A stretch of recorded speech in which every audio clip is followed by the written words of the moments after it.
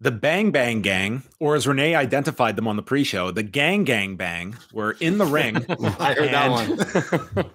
MJF storms out furious and demands the title back. Give me back my belt. And White refers to it as the Bang Bang belt, which sounds like something Braden had in university. I definitely have that, yeah. And rejects the offer to give back the Bang Bang belt. So MJF knows Jay White better than Jay White does, which is quite the statement. I know you don't care about anyone. You'll use people and abuse people, and you're using Juice Robinson and the Guns to get where you want. And that's right out of my playbook. But every morning I wake up and I try to be a better man, and it's working. Even though I hate it, I have earned the people's respect. And they cheer this. There are two things in my life I care about: Adam Cole and my championship, which is my livelihood and it's my legacy. Winning the AEW title makes you the best wrestler in the world. And I know, Jay White, that you are talented. And one day you probably will be on that short list of AEW champions. But that day is not today. And challenges Jay White to be a man, show some respect to the sport, to AEW and these fans. Give me my title back. And White says to MJF, you have to earn it. You have your chance November 18th. And I dare you to come down and face, quote, the five of us, meaning this cardboard cutout, more than meets the eye, okay? This is an active member of the group. And Juice then takes over and says that next week there's a Dynamite Dozen Battle Royal to set up the match for his ring. And he's entering to win the stupid ring. And then he pulls out a roll of quarters that reads Friedman on it. And he's going to break MJF's jaw. And MJF furiously retorts, threatening to kill him, you piece of shit, if you come at me with those quarters. Now, for context here, this is the story that MJF shared of when he was younger and bullies throwing quarters at him for being Jewish. And now with Juice Robinson, it is worth noting the quarters have been a weapon that he has used in the past. But, you know, this is not like some novel idea. People have thrown this idea out of recreating this based on that story. I'm a little uneasy with it. And I think given the timing this week of all weeks of what's going on with Israel, I could certainly see people having, if people were uncomfortable with what the angle was to begin with, you could certainly look at that. But that was definitely a debate coming out of this segment and utilizing this. I gasped when I saw him do this. It was territory that I didn't think that they would go into without even thinking about the unfortunate timing of it. This was, to me, I wouldn't have touched it. Like you could argue in the best of times, but this week of all weeks was just it just felt like such a disconnect to the real world, like doing this. This felt to me like the biggest conversation coming out of the shows, either show tonight. And I don't know if that's a good thing, you know, when I think you're trying to, you know, get a lot of people to talk about your show being better. In no part of that conversation do you want people to talk about this level of real world discomfort that they might feel out of an angle like this. And let me just, you know, like say, I mean, I don't believe that this angle would have occurred without MJF's blessing. First of all, I would even go as far as to say he might have actually suggested it, because he probably feels like there's a justifiable end here where the bad guy gets his comeuppance. But it's still like territory that I don't think a lot of wrestling fans, when they're watching something for entertainment, want to dwell on or see used, you know, for any sort of heat at all. Beyond that, I think it's a really tough position for Juice, you know, like doing something like this. It was the end of the segment. Was there heat on Juice or was there heat on the company? Like it's the company. Yeah. Yeah. But in storyline, I mean, are the Bullet Club Gold, like, are they white supremacists now? Like without, like, you know, intentionally provoking like a Jewish person who has been bullied in the past. Like it makes the whole group look terrible. And we're talking about, you know, professional wrestling here in a group that I don't think anybody is supposed to feel that way about. So I think it's just a tough role for everybody and probably a bad decision.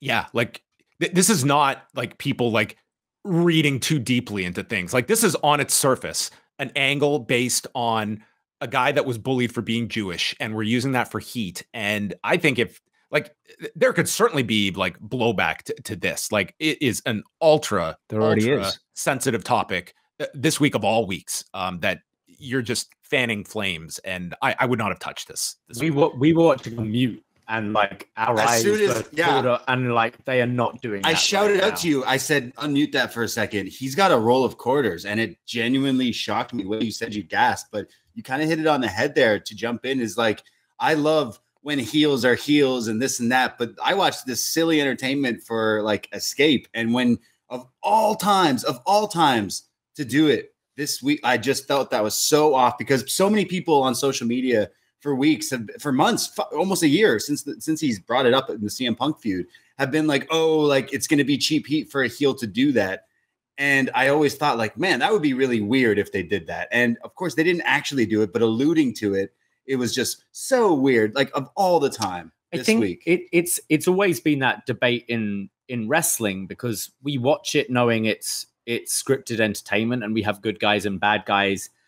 But we don't watch it in the same way we'd watch like an HBO drama, which has the same things and has bad people doing horrific things.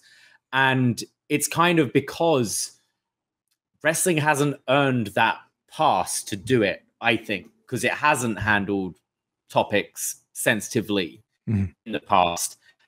All of that aside, doing it this week of all weeks was just bad. Like I'm thinking like previous tragedies we've had in the world where you see, and you know, we're not airing tonight's episode of whatever because it involves a school shooting or whatever, and something recently happened. So we're going to air this old episode. You go back as far as Spider-Man. They removed the Twin Towers from it because it was so close, that timing, and they didn't want to seem. This is a live broadcast where we know, following wrestling for years, scripts change up to the moment they go out. I think this was really poor. A really poor decision putting this on tonight of all nights. And we'll leave the stink. If ever, but like that's another debate about how far we can go in storytelling. I just think it was completely tactless doing it tonight. Yeah. I like, just judging by the reactions that I've seen up until this point, the reactions in our chat room, the reactions from Jewish friends of mine to something like this, I expect them to drop it very quickly. They might even, be at the point where they might not even mention it and not bring out those quarters and pretend it never ever happened. But you might just get MJF like decking, Juice, and that's the end of that. But I would say pretty unfortunate that we're even having this conversation on a night when we should really be celebrating professional wrestling and not talking about, the something like this. Yeah, like that's your answer, Way. Like if that's indicative of like an audience member that you have offended to such a degree that they are not going to participate in your programming, like that is not a successful angle. And I don't know, I just watched this and it just felt to me, how did this get through whatever channels? And it just felt like zero awareness. Like that's what it felt like. Like there's no one connected to like what is going on in the real world. And like our show somehow doesn't exist in that real world.